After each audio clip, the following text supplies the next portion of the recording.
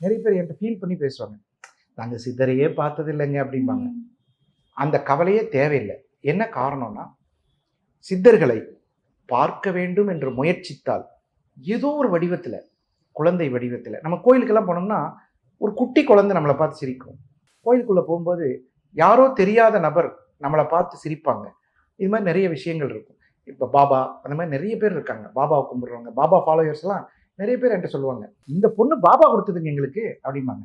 நான் கேட்கிறவன் என்ன நினைப்பான்னா, பாபாவே கொண்டு வந்து குடுத்தாராங்கிற அளவுக்கு அவங்களுடைய பக்தி இருக்கும். ஆமா. இப்ப நெறைய பேர் பாபா சாமி கும்பிடுறவங்க நெறைய பேர் வீட்ல வந்து, "பாபா இந்த 2 மாப்பிள வந்திருக்கு. எது உத்தரவு குடுங்கன்னா, பாபா கரெக்ட்டா குடுத்துருக்காரு. சாய்பாபா. ஸோ அந்த மாதிரி வந்து சித்தர்கள். சாய்பாபாவும் ஒரு சித்தர் தான். அங்க நெறைய மிகப்பெரிய நோய் வந்தப்போ அழகா காப்பாத்தியிருக்காரு. சீரடியில.